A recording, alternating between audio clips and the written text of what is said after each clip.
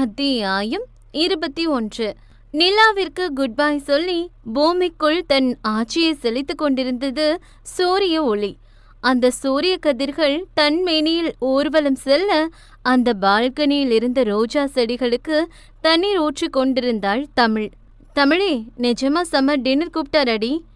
இதோடு 10வது முறையாக கேட்டுவிட்டாள் ரம்யா. ஆமாடி, இதே எத்தனை தடவை கேட்ப? ஐ திங்க் அவர் ஒன்று லவ் பண்றாரு. தமிழ் தோழியை முறைத்து பார்த்தாள். அதெல்லாம் ஒன்றும் இல்லை அப்படின்னு நீதான் சொல்ற. லவ் பண்ணாம எதுக்கு டின்னருக்கு கூப்பிட போறாரு? ஃப்ரெண்ட்லியாவா? ஆமாடி, அவருக்கு அப்படி ஒரு எண்ணம் இல்லை. எனக்கும் அவருக்குமான பந்தம் அந்த பந்தல்லே முடிஞ்சு போச்சு. நீயே அந்த புள்ளைய எடுத்துட்டு கமா போட்டு அந்த உறவை தொடங்கக்கூடாது. தமிழ் தோழியை திரும்பி பார்த்தாள். அத்தனை பேர் முன்னாடி என் கண்ணியத்தை தவறா பேசி எங்க அப்பாவை அசிங்கப்படுத்தினவங்க அவர் அம்மா. மறுபடியும் அவங்க கூடவே என்னை வாழ சொல்றியா? தமிழ், என்னால் அது முடியாது. அது மட்டும் இல்லாம எனக்கு அவர் மேல எந்த ஒரு எண்ணமும் இல்லை. வரவும் விட மாட்டேன். என் மேல இருக்க தப்பான பேரை சரி பண்ணணும். என் அப்பாவுக்கு நான் தப்பானவ இல்லை, உங்க வளர்ப்பு தப்பு இல்லைன்னு புரிய வைக்கணும். என் வாழ்க்கையில பெருசா ஏதாவது சாதிக்கணும். இது மட்டும்தான் இப்ப என் மனசுல இருக்கு. அதை தவிர இந்த காதல் கன்றாவுக்கெல்லாம் இடம் இல்லை. ரம்யாவுக்கு தோழியை நினைத்து வருத்தமாக இருந்தது. இந்நேரம் அவள் கல்யாண வாழ்க்கையில் ஜாலியாக இருக்க வேண்டியவள். ஆனால் இப்பொழுது கஷ்டப்பட்டு கொண்டிருக்கிறாள். சரி விடு, எல்லாமே சரியாயிடும். நீ ஆபீஸ் கிளம்பு. அப்போ நைட் டின்னர் போவியா இல்லையா? தமிழ் பெருமூச்சு விட்டாள். அதுக்கு இன்னொரு பிளான் வச்சிருக்கேன் என்று கூறி ஆபீஸ் கிளம்பி சென்றாள் தமிழ். வழக்கம் போல் ஆபீஸை பெருக்கி சுத்தம் செய்து மாப் போட்டு கொண்டிருந்தவளை அழைத்தான் ராவணனின் பிஏ. இந்த ஃபைல் எடுத்துட்டு போய் 2nd ஃப்ளோர்ல 7th ரூம்ல கொடுத்துரு. நானா? ஏன் கொண்டு போய் கொடுக்க மாட்டியா என்ன? இல்ல, கொண்டு போற என்று அந்த தமிழ் அந்த ஃபைலை வாங்கி கொண்டு சென்றாள். அவன் சொன்னது போலவே 2nd ஃப்ளோரில் உள்ள 7th ரூமில் அந்த ஃபைலை கொடுத்து விட்டு வந்தவள் மீண்டும் அவள் வேலையை செய்து கொண்டிருக்கும் பொழுது மீண்டும் ராவணன் கேபினிலிருந்து அவளுக்கு அழைப்பு வந்தது. இவனுக்கு என்னதான் பிரச்சனையோ என்று கடுப்பில் ராவணன் கேபின் உள்ளே செல்லும் பொழுது அங்கே ராவணன் மட்டுமல்ல பிஏவும் நின்று கொண்டிருந்தான். இவள் ராவணன் பக்கம் கூட திரும்பாமல் தரையை பார்த்தபடி நின்று கொண்டிருந்தாள். ஏ பொண்ணே, நான் உன்கிட்ட 7th ஃப்ளோர்ல உள்ள 2nd ரூம்ல கொடுக்க சொல்லி ஒரு ஃபைல் கொடுத்தேன்ல, அதை போய் எடுத்துட்டு வா என்றான் அந்த பிஏ. தமிழ் அவனை குழப்பமாக பார்த்தாள். அது 2nd ஃப்ளோர்ல உள்ள 7th ரூம்னு தான் நீங்க சொன்னீங்க, இப்ப மாத்தி சொல்றீங்க. இல்லையே, நான் முன்னாடி கூட 7வது மாடின்னு தான் சொன்னேன் என்று அவன் சாதித்தான். இல்ல, நீங்க 2வது மாடியில உள்ள 7வது ரூம்னு தான் சொன்னீங்க. அவளும் ஆர்கியூ செய்தாள். அப்ப நான் பொய் சொல்றேனா? நான் சரியா தான் சொன்னேன், ஆனா உனக்கு தான் தப்பா புரிஞ்சிருக்கு. இல்ல, நீங்க தான் மாத்தி பேசுறீங்க. ராவணன் டப்பென்று அந்த டேபிள் மீது தட்டினான். இருவரும் அவனை திரும்பி பார்த்தார்கள். இப்ப அந்த ஃபைலுங்க? அந்த பிஏ தமிழை மாட்டிவிட்டான். இந்த பொண்ணுகிட்ட தான் கொடுத்து வைக்க சொன்னேன். ராவணன் கேமரா வழியாக பார்த்தான். ஆம், உண்மைதான். அவள் கையில் ஃபைலை கொடுத்திருக்கிறான். ராவணன் கண்கள் இப்பொழுது தமிழை பார்த்தது. நான் போய் வாங்கிட்டு வர சார் என்று அவள் பெருமூச்சு விட்டு தமிழ் அவள் கொடுத்த இடத்தில் போய் அந்த ஃபைலை கேட்டாள். அவர்கள் வேறு இடத்தில் கை காட்டினார்கள். அப்படியே ஒவ்வொரு இடமாய் சென்றவள் கடைசியாக வந்து நின்ற இடத்தில் அவள் கண்ட காட்சியை கண்டு பதறிக்கொண்டு ஓடினாள். ஆனால் அதற்கு முன்னே அந்த ஃபைல் மொத்தமாய் எரிந்து சாம்பலாகி போயிருந்தது. ராவணன் அந்த சாம்பலையும் தமிழையும் மாறி மாறி பார்த்தான். என்ன காரியம் பண்ணி வச்சிருக்க? அது எவ்வளவு முக்கியமான ஃபைல் தெரியுமா? 50 கோடி ரூபாய் பிசினஸ் சைன் பண்ண ப்ராஜெக்ட் அது என்றான் அந்த பிஏ. தமிழ் பதட்டமாய் ராவணனை நிமிர்ந்து பார்த்தாள். சார், நான் எந்த தப்பு பண்ணல. அவர் தான் தப்பா சொல்லிட்டாரு. நான் கரெக்டா தான் கொண்டு போய் கொடுத்தேன். கிட்டத்தட்ட அழும் நிலையில் இருந்தாள். பின்னே 50 கோடி ரூபாய் என்றால் சும்மாவா? ராவணன் எதுவும் பேசாமல் அந்த பபிள்காமை வாயில் மென்றபடி மெல்ல தமிழை நோக்கி வந்தான். பாஸ் என்று அந்த பிஏ ஏதோ சொல்ல வந்தான். ராவணன் விரலை மட்டும் அசைத்து வெளியே போவென்றான். அத்துடன் அவன் மௌனமாக அந்த அறையை விட்டு வெளியேற இப்பொழுது அங்கே தமிழும் ராவணனும் மட்டுமே இருந்தார்கள். அவள் கண்கள் கலங்கி போயிருந்தது. நான் அவர் சொன்ன மாதிரி தான் சார் பண்ண. அவர் பொய் சொல்றாரு, நான் தப்பு பண்ணல. ராவணன் அவள் தாடையை நிமிர்த்தி தன்னை பார்க்க செய்தான். ஆனா 50 கோடி லாஸ் ஆனதுக்கு நீதான காரணம். சார், சோ நீதான் எனக்கு அந்த 50 கோடியை தரணும். தெருக்கோடியில் நிற்பவள் எப்படி அந்த 50 கோடியை தருவாள்? 50 கோடியா? அதுவும் நான் எப்படி சார் கொடுக்க முடியும்? அத நீதான் சொல்லணும். நீ எப்படி கொடுக்க போற? வட்டியா இல்ல மொத்தமா கொடுக்க போறியா? தவணையா தரப்போறியா இல்ல மொத்தமா கொடுக்க போறியா? அவன் சற்றும் இரக்கம் காட்டவில்லை. 50 கோடியை எப்படி தரப்போற என்றான் ஒட்டுமொத்த வில்லத்தனத்தையும் திரட்டி. அவள் வாழ்நாள் முழுவதும் உழைத்தாலும் அவளால் அந்த பணத்தை கொடுக்க முடியாது. என்னால எப்படி சார் அவ்வளவு பணத்தை கொடுக்க முடியும்? ராவணன் கரம் மெல்ல அவள் முகத்தில் உரசி சென்று முடிகளை காதோறும் விலக்கிவிட்டது. அவன் தொடுதலில் அவள் பட்டென்று விலகினாள். நான் வேணும்னா உனக்கு ஒரு சான்ஸ் தரேன் என்றவனின் பார்வை அவள் உச்சி முதல் உள்ளங்கால் வரை அளந்தது. அவன் பார்வை அவளுக்கு அருவருப்பை கொடுத்தது. நான் சொல்றபடி செஞ்சா அந்த 50 கோடி பத்தி நான் யோசிக்கிறேன். அவள் கண்கள் கலங்கியது. தன் இயலாமையை அவள் இஷ்டப்படி மாற்றிக்கொள்ள நினைக்கிறான். அவன் மீதிருந்த கொஞ்சம் மரியாதையும் நல்லெண்ணமும் மொத்தமாய் உடைந்து போனது அவளுக்கு. என்ன சொல்ற என்று அவள் கன்னத்தை வருட சென்றான். அவள் முகத்தை பின்னோக்கி இழுத்து கொண்டாள். அதுக்கு வேற மாதிரி பொண்ணு பாரு. உனக்கு உன் பணம் வேணும் அவ்வளவுதானே? நான் தரேன் என்றாள் அந்த மூக்கை உரிச்சி. ராவணன் கண்கள் அவளை சுவாரஸ்யமாக பார்த்தது. ரியலி? எப்படி தருவ என்றான் ஒரு நக்கல் புன்னகையுடன். நான் தருவேன், என் தலையை அடகு வச்சாவது தருவேன் என்றாள் வீராப்பாக. சரி, உன் தைரியத்தை பாராட்டுற. உனக்கு 1 மாசம் டைம் தர. 50 கோடிக்கு வட்டி போட்டு ஒரு 5 லட்சம் அந்த மாசத்துக்குள்ள கொடுத்துட்டேனா நான் உன்னை விட்டுறேன். நீ எனக்கு 50 கோடி கூட தர வேணாம். அப்படி இல்லன்னு வை என்றவன் ஒரு கர்ஜனையான புன்னகை செய்தான். ஆனா ஒரு கண்டிஷன், நீ யார்கிட்டயும் கடன் வாங்கவோ உதவி கேட்கவோ கூடாது. நான் சொன்னது போல இந்த மாசம் இறுதியில நீ 5 லட்சம் எனக்கு கொடுத்தா நான் உன்னை விட்டுறேன். அப்படி இல்லைனா நான் என்ன சொல்றனோ அதை நீ பண்ணணும் என்றான் ஒரு சான்ஸ் கொடுத்து. தமிழ் அவனை நிமிர்ந்து பார்த்தாள். அவளுக்கு தன் மீது நம்பிக்கை இருந்தது. எப்படியாவது அந்த பணத்தை சேர்த்து விடலாம் என்று நம்பினாள். நான் ஒத்துக்கிறேன், இந்த மாச கடைசியில நீ சொன்ன மாதிரி பணத்தை கொடுக்கற. அப்படி இல்லனா என்று அவன் கேள்வியாக பார்த்தான். நீ என்ன சொன்னாலும் கேட்கிற என்றாள் முடிவாக. ராவணன் சிரித்தான். தமிழ் கையை பிசைந்தபடி வெளியேறினாள். இன்னும் அவளுக்கு 3 வாரங்கள் மட்டுமே இருந்தது. அவள் சொந்த உழைப்பில் 5 லட்சம் சம்பாதிக்க வேண்டும். கண்ணை மூடியவள் ஏன் தனக்கு மட்டும் இத்தனை கஷ்டம் என்று அந்த கடவுளிடம் மன்றாடினாள். இருந்தும் தமிழுக்கு தன் மீது நம்பிக்கை இருந்தது. இந்த வேலை மட்டும் அவளுக்கு பத்தாது. கிடைக்கும் நேரங்களில் பார்ட் டைம் வேலை செய்ய முடிவு செய்தாள். மச்சி, 50 கோடி லாஸ் பண்ணி பழி வாங்குற அளவுக்கு அவ ஓத்தா என்று அனீஷ் நக்கலாக கேட்டான். அவளோட கண்ணீருக்காக மொத்த சாம்ராஜ்யம் அழிஞ்சாலும் எனக்கு கவலை இல்ல. ஆனா அவ நிம்மதியாவே இருக்கக்கூடாது. என்ன நிம்மதி இல்லாம பண்ணவ இனி ஒரு நிமிஷம் கூட நிம்மதியா தூங்கக்கூடாது. கனவுல கூட அவளுக்கு என் முகம்தான் ஞாபகம் வரணும். ஒருவேளை அவ அந்த பணத்தை கொடுத்துட்டா? ஏன்னா அவ திறமையான பொண்ணு. கவின் அவளுக்காக பேசினான். அவனால் அந்த பணத்தை கொடுக்கவே முடியாது. எப்படி இவ்வளவு உறுதியா சொல்ற? அவளுக்கு எங்கேயும் வேலை கிடைக்க கூடாது. யாரும் வேலை கொடுக்க கூடாது. அத நீங்க தான் பாத்துக்கணும். அந்த பணத்தை சம்பாதிக்க முடியாம அவ கடைசியா என் காலுக்கு வரணும் என்றான் வன்ம புன்னகையுடன். அத நான் பாத்துக்கிறேன் மச்சி, அவ நிம்மதியாவே இருக்க முடியாது என்று அந்த மதுவை வாய்க்குள் சிரித்தான் அனீஷ். தன்னை சுற்றி இத்தனை சூழ்ச்சிகள் இருப்பதை அறியாமல் எப்படியாவது அந்த பணத்தை அடைந்து விடலாம் என்று உறுதியாக நம்பினாள் தமிழ். பாப்போம் இந்த 2 பேர்ல யார் சொன்னது நடக்க போகுதுன்னு. அத்தியாயம் 22. தமிழின் நாட்குறிப்பில் இனி வரப்போகும் இந்த 3 வாரமும் முக்கியமான நாட்கள். எந்த வேலையாக இருந்தாலும் செய்யும் அளவுக்கு இறங்கிவிட்டாள். அன்று வேலை விட்டதுமே ஒரே இடம் விடாமல் அனைத்து இடத்திலும் வேலை தேடி சென்றாள். அன்று சமர் அவளை டின்னருக்கு அழைத்தது கூட மறந்து போகும் அளவுக்கு அவள் வேலை தேடி சுற்றி கொண்டிருந்தாள்.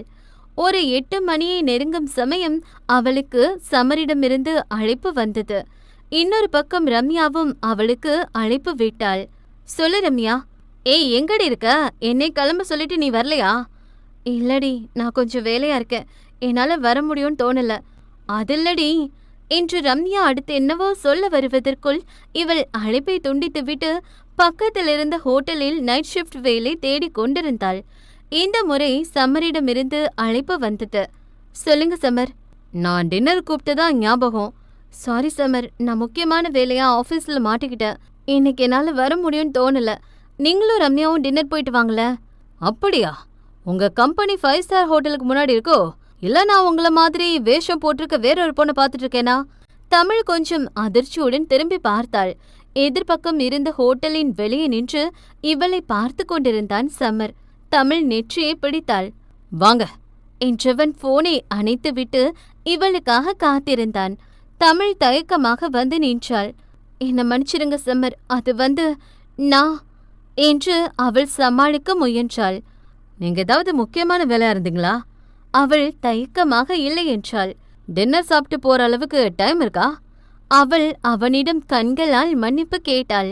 உள்ள வாங்க என்று அவன் மௌனமாய் உள்ளே செல்ல இவள் கொஞ்சம் கில்ட்டியுடன் அவன் பின் சென்றாள். இவளுக்காக புக் பண்ணிய டேபிளில் ரம்யா ஆல்ரெடி வந்து காத்திருந்தாள். நீ எப்படி வந்த என்று கண்களாலேயே தோழியிடம் வினவினாள். அத சொல்றதுக்குள்ளதான் நீ போனை கட் பண்ணிட்டேடி என்பதை போல் தோழியை குற்றம் சாட்டும் பார்வை பார்த்தாள் ரம்யா. ரம்யாவுக்கு கஷ்டமாக இருந்தது. அவன் இவ்வளவு பெரிய ஹோட்டலில் அவளிடம் மட்டும் டைம் ஸ்பெண்ட் பண்ண அழைத்திருக்கிறான்.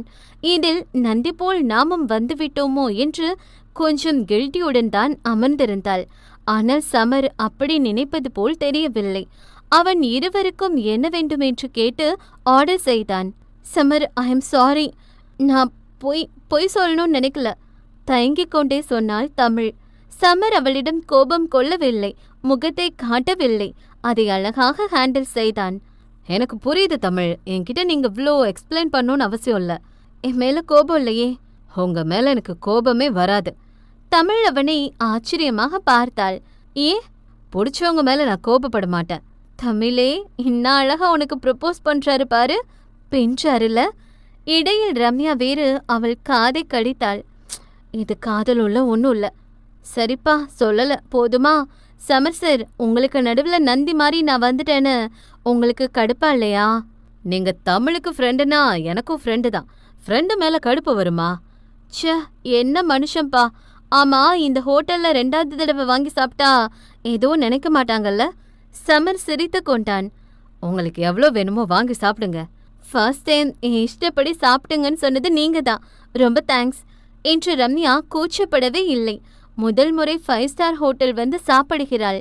அவளுக்கு இதெல்லாம் புதிது. தமிழ் சாப்பிடாமல் சாப்பாட்டை பிசைந்து கொண்டிருந்தாள். ஏன் தமிழ், சாப்பாடு பிடிக்கலையா? அப்படிலாம் இல்ல. அப்போ சாப்பிடுங்க. சமர் எதையோ பேச நினைத்தான். ஆனால் ரம்யா இருப்பதனால் அவனால் பேச முடியவில்லை. அது ரம்யாவுக்கும் புரிந்தது. அதனால் அவசரமாய் ரெஸ்ட் ரூம் போவதாக சொல்லி அவள் இருவருக்கும் தனிமை கொடுத்து சென்றாள். தமிழ், அவள் என்னவென்பது போல் நிமிர்ந்து பார்த்தாள். நீங்க ஓகே தானே? ஐயோ, எனக்கு இந்த பெரிய ஹோட்டல் ஃபுட் அவ்வளவா பிடிக்காது. மற்றபடி நான் ஓகே தான். அவன் சிரித்தாள். நான் அதை கேட்கல. வேற? உங்களுக்கு என்ன நடந்துச்சு, எதனால ஃப்ரெண்ட் வீட்டில் இருக்கீங்கன்னு எனக்கு தெரியாது. ஆனால் ஒன்று மட்டும் தெரியும், எங்கள் அம்மா மட்டும் இல்லை, நானும் உங்களை ரொம்ப காயப்படுத்திட்டேன். நிச்சயம் நான் என்ன பண்ணாலும் அது உங்கள் காயத்தை சரி பண்ணாது. ஆனால் நான் அதுக்கு முயற்சி பண்ணுவேன். நீங்க ரொம்ப நல்லவர் சமர். உங்களிடத்துல யார் இருந்தாலும் அப்படித்தான் பண்ணிருப்பாங்க. நீங்க என்ன லவ் பண்ணிட்டா விட்டுட்டு போனீங்க? இல்லையே, 2 பேரும் இதுக்கு முன்னாடி பார்த்தது கூட இல்லை. பெத்தவங்க சொல்லி கல்யாண மேடை வரைக்கும் வந்தோம், அப்புறம் பிரிஞ்சு போயிட்டோம்.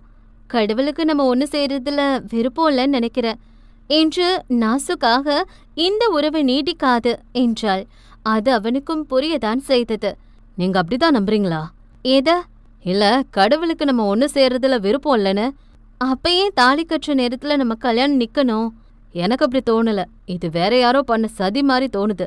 நீங்க இப்ப வரைக்கும் என்ன நடந்துச்சுன்னு சொல்லல. ஆனா நீங்க நல்லா இருக்க கூடாதுன்னு வேற யாரோ இதை பண்ணிருக்காங்கன்னு எனக்கு புரியுது. கண்டிப்பா நீங்க அதை சொல்ல போறதில்ல. ஆனா நானா அதை கண்டுபிடிப்பேன். இது எல்லாத்தையும் சரி பண்ணுவேன். தமிழ் ஒரு விரக்தி புன்னகை சிந்தினாள். சரி பண்ணுவீங்களா? எதை சரி பண்ணுவீங்க?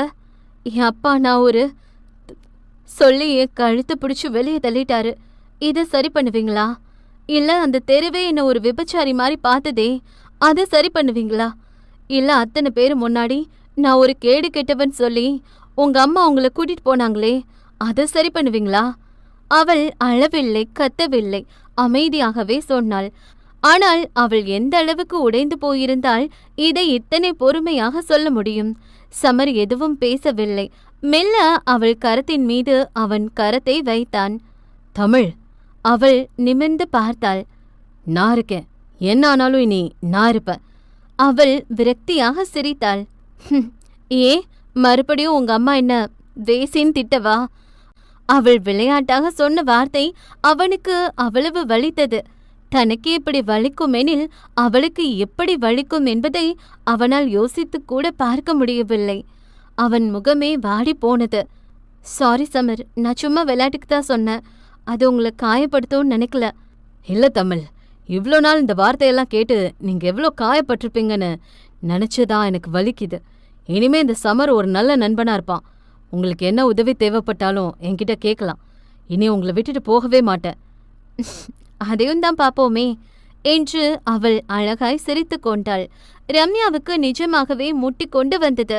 ஐயோ, பாத்ரூம் எங்க இருக்குன்னு தெரியலையே. எங்க இருக்கு? சரி, அவசரத்துக்கு போனா தப்பில்ல என்று திறந்திருந்த ஒரு அறைக்குள் சென்று பாத்ரூம் உள்ளே ஓடினாள். வெளியே வந்ததும் தான் அவளுக்கு கொஞ்சம் நிம்மதியாக இருந்தது. ரூம்கார பாக்குறதுக்கு முன்னாடி ஓடிடுவோம் என்று எண்ணி அவள் ஓட நினைக்கும் போது அவளுக்கு ஏதோ ஒரு உந்துதல். மெல்ல தலையை மட்டும் எட்டி பார்த்தவள் அங்கே கண்ட காட்சியில் அதிர்ச்சி கொண்டாள்.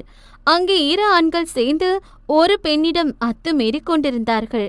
அதுவும் அந்த பெண் ஒரு மயக்க நிலையில் இருந்தாள். அதை பார்த்தும் பார்க்காதது போல் செல்ல முடியவில்லை அவளால். சுற்றி முற்றிலும் பார்த்தாள். ஒரு பூஜாடி கிடைத்தது. சற்றும் யோசிக்காமல் அந்த பூஜாடியை எடுத்து ஒருத்தன் மண்டையை பொளந்து விட்டாள். இன்னொருவன் ரம்யாவை அடிக்க பாய்ந்து வந்தான். கிழட்டு பயலே, உன் வயசு என்ன, அந்த பொண்ணு சைஸ் என்ன? அவுத்து போட்டா ரொமான்ஸ் பண்ற? இனி உன் வாழ்க்கையில அப்படி ஒரு சம்பவமே நடக்கக்கூடாதுடா என்று கொதிக்க கொதிக்க இருந்த சுடுதண்ணி எடுத்து அம்மனமாயிருந்தவனின் ஆண்மையில் ஊற்றிவிட அவன் வலி பொறுக்க முடியாமல் கீழே விழுந்து துடித்தான். இன்னொருவனையும் அவள் சும்மா விடவில்லை. இருவரையும் ஒற்றை ஆளாக பொளந்து கட்டி விட்டாள். அவள் கராத்தேவில் பிளாக் பெல்ட் வாங்கியவள். சும்மாவே அவள் சுத்தி சுத்தி அடிப்பா. இப்ப கேட்கவா வேணும்? இனிமே உங்க வாழ்க்கையில புத்திர பாக்கியமே இருக்காதுடா என்று அவர்கள் ஆணுறுப்பை துவம்சம் செய்து விட்டாள். திருடனுக்கு தேள் கொட்டின கதையாக அவர்களால் கத்தவும் முடியாத நிலை. 2 பேரும் வலி பொறுக்க முடியாமல் வாயை பொத்தி கத்த வேண்டிய சூழ்நிலை. எங்களை விட்டுருமா, இனிமே எந்த பொண்ணையும் நாங்க தப்பா பார்க்க மாட்டோம் என்று இருவரும் கையெடுத்து கும்பிட்டு கெஞ்சினார்கள். ரம்யா அவர்களை எட்டி ஒரு உதைவிட அவர்கள் இருவரும் சுருண்டு போய் கீழே விழுந்தார்கள். ரம்யா உடனே அந்த பெண்ணின் உடலில் துப்பட்டாவை போத்தி தனியே அழைத்து வந்தாள். அத்தியாயம் 23. அந்த மஞ்சள் வண்ண அனார்கலி சுடிதாரை போட்டுக்கொண்டு அந்த பிறை நெற்றியில் ஒரு கருப்பு பொட்டை வைத்தவளின் முகம் எந்த ஒரு ஒப்பனையும் இல்லாத போதும் தங்கம் போல் ஜொலித்தது. ஆனால் உள்ளுக்குள் 1000 கவலை. தமிழ் மட்டும் வேலைக்கு கிளம்பி கொண்டிருந்தாள். ஆனால் ரம்யா வேலைக்கு லீவ் போட்டு விட்டால் உடம்பு சரியில்லை என்று. ஆமா, கேட்கணும்னு நினைச்சேன். நைட்டு முக்கியமான வேலைன்னு அப்படியே கிளம்பி போனியே, எங்கடி போன? லஞ்ச் பேக் பண்ணியபடியே கேட்டாள் தமிழ். சோஃபாவில் இழுத்து போர்த்தி படுத்திருந்த ரம்யா பட்டென எழுந்து அமர்ந்தாள். இரவு நடந்ததை தோழியிடம் சொல்ல துவங்கினாள். இரவு அந்த பெண்ணை தனியே அழைத்து வந்த ரம்யா அவர்கள் இருவரையும் தொந்தரவு பண்ண விரும்பாமல் அவளை ஒரு ஆட்டோ பிடித்து அந்த பெண்ணை அழைத்து சென்றாள். அந்த பெண் யார், அவள் பெயர் என்ன, அட்ரஸ் என்ன, இதுவும் அவளுக்கு தெரியாது. ஆனால் நல்ல வேளையாக அந்த பெண்ணின் பேக்கில் காலேஜ் ஐடி கார்டு இருந்தது. அதை வைத்து அந்த பெண்ணின் அட்ரஸுக்கு சென்றவள் அவள் பின்னோசி மூலமாக கதவை திறந்து அந்த பெண்ணை படுக்க வைத்தாள். வீட்டில் யாரும் இருப்பது போல் தெரியவில்லை. அந்த பெண்ணை தனியே விட்டு செல்லவும் மனமில்லை. அந்த பெண்ணின் போன் ஆஃப் ஆகி இருந்தது. அதை சார்ஜ் பண்ணிவிட்டு காத்திருந்தவளுக்கு பசி வேறு வயிற்றை கிள்ளியது. ஆகவே அடுத்தவன் வீட்டு கிச்சனுக்குள் சென்று அங்கிருந்த நூடுல்ஸ் பாக்கெட்டை எடுத்து கிண்டி முடித்தவள் அந்த ஹாலில் அமர்ந்து டிவியில் ஜாக்கி சான் படம் பார்த்தபடி அதை உண்டு கொண்டிருந்தாள். தங்கையை காணாமல் தேடி களைத்து போன அந்த பெண்ணின் அண்ணன் வாடிய முகத்துடன் கடைசி நம்பிக்கையாக வீட்டுக்கு வர வீடு திறந்திருந்தது. ஒருவேளை தங்கை வந்துவிட்டாளோ என்று ஆர்வமாக உள்ளே வந்தவனின் கண்கள் ஹாலில் அமர்ந்து நூடுல்ஸ் தின்று கொண்டிருந்தவளை கண்டு அதிர்ச்சியுற்றது. நீங்க என்ன பண்ற? அன்னைக்கு கொல்ல பார்த்தது பத்தலன்னு வீடு தேடி அடிக்க வந்துட்டியா? எங்கேயோ கேட்ட குரல் மாதிரி இருக்கே. என்ன திரும்பிய ரம்யா அங்கே நின்றவனைக் கண்டு நக்கலாக சிரித்தாள். பாரா, இது ஓ வீடுதானா? ஆமா, வீட்டுல சமைக்க மாட்டீங்களா? ரொம்ப பசி, அதான் நானே குக் பண்ணிட்டேன், சாப்பிடுறியா என்று கொஞ்சமா இருந்த அந்த நூடுல்ஸை அவனிடம் நீட்டினாள். இருந்தால் அந்த பிள்ளைக்கு ரொம்பதான்ப்பா நக்கலு. அவங்க வீட்டுக்கே வந்து சமைச்சு சாப்பிட்டது மட்டும் இல்லாம அவனுக்கும் வேணுமான்னு கேக்குது. நீ எப்படி உள்ள வந்த? இதோ இப்படித்தான் என்று அவள் ஹேர்பினை எடுத்து காட்டினாள். வாட், திருட்டுத்தனமா வந்தியா? பின்ன வாசல்லே வெயிட் பண்ண சொல்றியா? நீ நீ என் வீட்டுல என்ன பண்ற? மாப்பிள்ள பார்க்க வந்திருக்க என்றாள் நக்கலாய். எத மாப்பிள்ளையா? யாரு மாப்பிள்ள? நீதான் மாப்பிள்ள, கட்டிக்கிறியா என்றாள் இதழில் எட்டி பார்த்த குறும்பு புன்னகையுடன். கவின் அங்குமிங்கும் திரும்பி பார்த்தான், யாராவது இதை பார்த்து விடுவார்களோ என்று. நீ நீ முதல்ல வெளியே போ என்றான் பதட்டமாக. நான் ஏன் போகணும்? யாராவது பார்த்தா தப்பா நினைப்பாங்க, வெளியே போ என்றான் பதட்டத்தை மறைத்து. நான் போக முடியாது, நான் இங்கேதான் இருப்பேன். நீ போய் ஒரு தாலியும் மாலையும் வாங்கிட்டு வா. கவினுக்கு பக்கென்றானது. நீ பேசுறது கொஞ்சம் கூட சரியில்லை. உன்னை யாரும் கேட்க மாட்டாங்களா? யாராவது இருந்தா தானே. கவின் அவளை பொறியாமல் பார்த்தான். அட அனாதப்பா நானு. அவள் முகத்தில் எந்த உணர்வையும் காட்டாமல் சாதாரணமாகத்தான் சொன்னாள். ஆனால் அவனுக்குத்தான் அவள் சொன்ன விதம் கஷ்டமாக இருந்தது. நிஜமா யாரும் இல்லையா? அட ஆமா, அதனாலதான் உன்னை கட்டிக்க சொல்ற என்றாள் மீண்டும் நக்கலாக. நீ இப்ப வெளியே போக போறியா இல்லையா? நானே வேற ஒரு பிரச்சனையில இருக்கேன். என் தங்கச்சிய காணோம் என்றான் வருத்தமாக. உள்ள படுத்திருக்காளே, அவதான் உன் தங்கச்சியா? கவின் கண்கள் விரிந்தது. அவ வந்துட்டாளா என்று உள்ளே ஓடியவன் மீண்டும் பதட்டமாய் வெளியே வந்தான். அவ கண்ணு முழிக்க மாட்டேங்கிறா. ட்ரக் எடுத்தா எப்படி கண்ணு முழிப்பாங்க? லேட் ஆகும். வாட், ட்ரக்கா? நீ அவள் என்ன பண்ண? எதுக்கு அவளுக்கு ட்ரக் கொடுத்த என்றான் கோபமாக. இதென்னடா வம்பா இருக்கு? ஒன்னு தெரியாத பாப்பா போட்டாலாம் தாப்பான்னு சொல்ற மாதிரி உன் தங்கச்சி ட்ரக் எடுத்தா அதுக்கு நான் தான் காரணமா? என் தங்கச்சி ரொம்ப நல்ல பொண்ணு அவன் முந்திக் கொண்டு சொன்னான். ஓஹோ, அப்போ நான் கேடு கெட்டவன் சொல்ற. கவின் பதில் சொல்லாமல் முகத்தை திருப்பிக் கொண்டான். ரம்யா அந்த பவுலை அப்படியே வைத்துவிட்டு அவன் முன்னே நின்றாள். உன் தொங்கச்சிய 2 பேர் சேர்ந்து ரேப் பண்ண ட்ரை பண்ணானுங்க. அப்படியே போன விடாம என் உயிரை கொடுத்து ஃபைட் பண்ணி அவளை காப்பாத்தி கூட்டிட்டு வந்ததுக்கு நீ இதுவும் பேசுவ, இன்னமும் பேசுவ. அவ உன் தங்கச்சின்னு தெரியாது. இல்லன்னு வை, அவளை அப்படியே விட்டுட்டு வந்திருப்ப. ஆளை பாரு, தள்ள. ஊர்ல இருக்க பொண்ணுங்க மேல அக்கறை காட்டுறதுக்கு முன்னாடி முதல்ல உன் தங்கச்சிய ஒழுக்கமா பாத்துக்கோ. இவன் முதுகுல குறுநி அழுக்க வச்சுக்கிட்டு அடுத்தவன் முதுக சொரிய வந்துட்டான். இந்த பழமொழிக்கு என்ன அர்த்தம்? உங்க ஆயா மூடிட்டு வழிய விடுடா வேண. கவின் பட்டேன்னு தள்ளி நின்றான். இவ்ளோ ஹெல்ப் பண்ணிருக்கனே, ஒரு தேங்க்ஸ் சொல்றானா பாரு இந்த சப்போர்ட் அம்முக்க என்று திட்டிக்கொண்டே சென்றவளை அவன் ஆவென்று பார்த்து கொண்டிருந்தான்.